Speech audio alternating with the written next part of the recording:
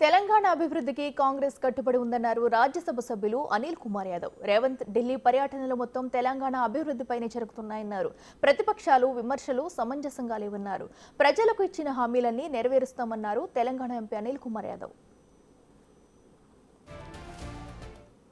రెడ్డి ఢిల్లీ వచ్చి ఏం సాధిస్తున్నారు, 28 సార్లు వెళ్ళారు, 28 సార్లు రాష్ట్రానికి రావాల్సిన నిధులను తీసుకురావడంలో విఫలమయ్యారంటూ కేటీఆర్ కానీ ఇటు బీఆర్ఎస్లు కానీ విమర్శలు దాడి చేస్తున్నారు. కానీ మా ముఖ్యమంత్రి ఢిల్లీ వచ్చి మొత్తం కేంద్రం నుంచి రాష్ట్రానికి అందించాల్సిన సహకారాన్ని కేంద్ర ప్రభుత్వ పెద్దలతో కలిసి నిధులను తీసుకువస్తున్నారు. ఇటు వరంగల్కి సంబంధించి ఎయిర్పోర్ట్ కానీ రైల్వే కోచ్ ఫ్యాక్టరీ ఇతరత్ర అనేక సహాయ సహకారాన్ని కేంద్ర ప్రభుత్వం నుంచి పలుమార్లు తిరగడం ద్వారానే కేంద్ర ప్రభుత్వం కూడా సానుకూలంగా స్పందించి నిధులు విడుదల చేస్తుందంటూ కూడా ఇటు కాంగ్రెస్ నేతలు చెప్తున్నారు. ఇక రాజ్యసభ సభ్యుడిగా ఉన్న అనిల్ కుమార్ యాదవ్ తన వంతు పాత్రగా ఏం చేస్తున్నారు, రాజ్యసభలో రాష్ట్రానికి సంబంధించిన సమస్యలు ఏ విధంగా లేవనెత్తున్నారు అనే అంశాలపై మనతో మాట్లాడేందుకు అనిల్ ఉన్నారు. సార్ చెప్పండి, ప్రధానంగా ఇప్పుడు కేటీఆర్ సీఎం రేవంత్ రెడ్డిని ఉద్దేశించి ప్రతి సందర్భంలో కూడా అనేక సార్లు అంటే ముఖ్యమంత్రి హోదాను కూడా గౌరవించకుండా ఇష్టానుసారం వ్యవహరిస్తూ విమర్శలు చేస్తున్నారు. అంటే రాజ్యసభ సభ్యుడిగా మీరు ఢిల్లీలో ఉన్నారు, కేంద్ర మంత్రిని కలిసి రాష్ట్రానికి సంబంధించిన అంశాలను ఎటువంటి అంశాలను ప్రస్తావిస్తున్నారు?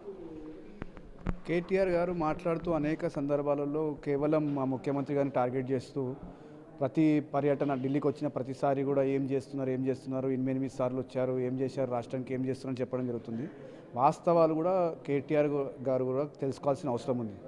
ఎందుకంటే ఈ 28 సార్లు అనేక పెండింగ్ ఏవైతే బిల్స్ ఉన్నాయో పెండింగ్ మనకు రావాల్సిన ప్రాజెక్ట్స్ కావచ్చు, లేదంటే బైఫర్ఫికేషన్లో యాక్ట్లో రావాల్సిన వాటా కావచ్చు, లేదంటే అన్ని దానిపైన కూడా ముఖ్యంగా మా ముఖ్యమంత్రి గారు స్వయంగా అన్ని మంత్రుల దగ్గరికి వెళ్ళి అన్ని డెవలప్మెంట్ తెలంగాణకు డెవలప్మెంట్ ఏ విధంగా ఇంపార్టెంటో దాని గురించి చర్చించడం జరుగుతుంది.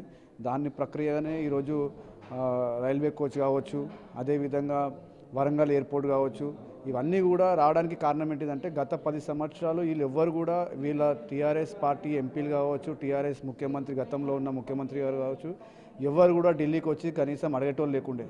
ఈరోజు ఒక్కొక్క మంత్రిత్వానికి స్వయంగా ఎంపీస్ ముఖ్యమంత్రి గారు రెండు సార్లు వచ్చి వాళ్ళతో మాట్లాడి ఎట్టి పరిస్థితుల్లో మాకు ఇవ్వాల్సిందే, మాకు రావాల్సిన వాటా మాకు రావాల్సిందే అని చెప్పి కూడా చెప్పడం జరిగింది. దాన్ని పర్సీవింగ్గానే అంటే ఆ ఒక రెగ్యులర్గా కలవడం వల్లనే ఈరోజు తెలంగాణకు రావాల్సిన వాటా తెలంగాణకు రావడం జరుగుతుంది. ఇది పక్కన పెడితే ఇవన్నీ కూడా మనం చూసినట్లయితే ఇప్పుడు గతంలో టీఆర్ఎస్ పార్టీ ఎప్పుడు కూడా బీజేపీతో దోస్తీ చేసిన విషయం మనందరికీ తెలుసు. గతంలో బీజేపీ పార్టీ పెట్టిన పార్లమెంట్లో లోక్సభలో కావచ్చు, రాజ్యసభలో కావచ్చు, ఏ బిల్ పెట్టినా కూడా పూర్తి స్థాయిలో వాళ్ళకు మద్దతు ఇవ్వడం జరిగింది. ఈరోజు ఇంత పెద్ద ఎత్తున ఇప్పుడు పెద్ద మాటలు కేటీఆర్ గారు మాట్లాడుతున్నారు, మీడియాలో ట్విట్టర్లో మాట్లాడుతున్నారు. అదానికి ఏం చేస్తున్నారు, అదాని గురించి ఎవరు ప్రశ్నిస్తలేరు, అదాని ఇట్లా అంటున్నారు కదా. స్వయంగా మీ ఎంపీలు, రాజ్యసభ ఎంపీలు కూడా కనీసం హౌస్లో వచ్చి ఒకరు ప్రశ్నించడానికి కూడా సిద్ధంగా లేరు. గతంలో మీరందరూ కూడా మీ యొక్క దోస్తీ మా అందరికీ తెలిసిందే, బీజేపీతో ఎంత క్లోజ్గా ఉండే మీరు. బీజేపీ ఏ బిల్ పెట్టినా కూడా మీరు 100% సపోర్ట్ చేసిరు. ఒకవేళ సపోర్ట్ చేయాలని లేకున్నా కూడా అబ్సెంట్ అయిన విధానం కూడా ప్రజలందరూ కూడా చూసడం జరిగింది. ఈరోజు ఎక్కడున్న రాజ్యసభలో ఎందుకు మీరు వచ్చి వాయిస్ ఇస్తలేరు, అడాని గురించి ఎందుకు పోరాటం చేస్తలేరు? రండి వచ్చి అడాని గురించి పోరాటం చేయాలని కూడా మేము డిమాండ్ చేస్తున్నాం బీఆర్ఎస్ ఎంపీలకు. అదేవిధంగా ప్రతిసారి నెగిటివ్ యాంగిల్లో ఆలోచించే బదులు రాష్ట్రానికి ఏం చేస్తే బాగుంటుందని కూడా అలా ఆలోచించాల్సి వస్తుంది. 10 సంవత్సరాల అధికారంలో ఉండే మీరు తెలంగాణ రాష్ట్రం డెవలప్మెంట్ గురించి ఆలోచించాల్సిన అవసరం ఉంది మీకు కూడా. ఎందుకంటే ఈరోజు రాష్ట్రం నుంచి చాలా వాటా మనకు రావాల్సిన వాటా వస్తలేదు. గతంలో 10 సంవత్సరాలు మీరు అధికారంలో ఉండే తెలంగాణ గురించి కనీసం పట్టించుకున్న లేకుండా. ఎందుకంటే ఈరోజు ఎంతమంది మంత్రిని కలిసినా కూడా వాళ్ళు స్వయంగా చెప్పడం జరుగుతుంది, అరే తెలంగాణ జబ్సే నయా సర్కార్ ఆయా, కొత్త ప్రభుత్వం వచ్చినప్పటి నుంచి చాలా మాకు రిప్రజెంటేషన్ వస్తుంది, చాలా ప్రెషర్ వస్తుంది, ఎట్టి పరిస్థితుల్లో తెలంగాణ పని చేసి పెట్టాలని కూడా స్వయంగా మంత్రులు కూడా చెప్పడం జరుగుతుంది. దీన్ని బట్టి అర్థమవుతుంది ఏంటంటే గతంలో వీళ్ళు కనీసం మంత్రిత్వానికి పోయి మాట్లాడే పరిస్థితుల్లో కూడా లేకుండే. గత ముఖ్యమంత్రి ఎప్పుడూ ఢిల్లీకి రాని పరిస్థితులు ఉండే. ఈరోజు మా ముఖ్యమంత్రి తెలుసు పని ఎట్లా చేయాలి, పని అంటే ఢిల్లీ రిలేషన్ ఎట్లా మెయింటైన్ చేయాలి, ఢిల్లీ నుంచి మనకు రావాల్సిన వాటా ఎట్లా తెచ్చుకోవాలి మనం రేవంత్ రెడ్డి గారికి తెలుసు. కనుక ఈరోజు వాళ్ళు ఎన్ని మాట్లాడినా ఎంత నెగిటివ్ యాంగిల్లో కూడా ప్రజలకు తీసుకెళ్ళాలని కూడా వాళ్ళకు ఒకటే చెప్తున్నా, మేమందరం కూడా కాంగ్రెస్ పార్టీ తెలంగాణ డెవలప్మెంట్కి కట్టుబడి ఉంది, తెలంగాణ ప్రజల గురించి కట్టుబడి ఉంది, తెలంగాణకు ఇచ్చిన మాట మీద నిలబడతాము 100%. ఈరోజు తెలంగాణలో మీకు ఒక్క ఎంపీ లేకుండా, డిపాజిట్లు లేకుండా మీరు ఓడిపోవడం జరిగింది.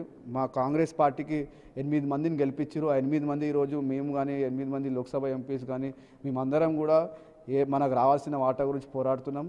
ఇంకా ఇది కేవలం ఇది కాకుండా కూడా ఇంకా ఏమున్నా కూడా మేము ఎట్టి పరిస్థితుల్లో పర్సీవ్ చేస్తాం. అవి మనకు వచ్చేదాకా కూడా మేము ప్రయత్నం చేస్తామని చెప్పి కేంద్ర ప్రభుత్వ పెద్దలను కలిసింది లేదు, రాష్ట్రానికి ఎటువంటి నిధులు కూడా తీసుకొచ్చిన దాఖలాలు లేవు. కానీ ఇప్పుడు ముఖ్యమంత్రి రేవంత్ రెడ్డి ఆధ్వర్యంలో ఢిల్లీ వచ్చి పలుమార్లు కేంద్ర పెద్దలను కలిస్తేనే నిధులు అనేది విడుదల చేసే అవకాశం ఉంటుంది. కాబట్టి ఈ నేపథ్యంలో 28 సార్లు ఢిల్లీ వచ్చి కేంద్ర పెద్దలను కలిశారు. వారితో పాటు మేము కూడా వెళ్ళి ఎంపీలను కూడా తీసుకువెళ్ళి పరిచయం చేశారు. ఫర్దర్గా ఫాలోఅప్ చేయాల్సింది ఎంపీలే కాబట్టి మమ్మల్ని కూడా పరిచయం చేశారు. ఈ నేపథ్యంలోనే అందరం కలిసి రాష్ట్ర అభివృద్ధికి, రాష్ట్రానికి కేంద్రం నుంచి రావాల్సిన నిధుల కోసం పోరాడుతున్నాం. దానికి ఫలితంగానే ఇప్పుడు వరంగల్కు నూతన ఎయిర్పోర్ట్ కానీ, ఇటు వరంగల్ రైల్వే కోచ్ ఫ్యాక్టరీ కానీ కేంద్ర ప్రభుత్వం దానికి సంబంధించి ఆమోదం తెలిపిందంటూ కూడా రాజ్యసభ ఎంపీ అనిల్ కుమార్ యాదవ్ చెప్తున్నారు. కెమెరామెన్ సాయితో శివ, బిగ్ టీవీ, న్యూఢిల్లీ.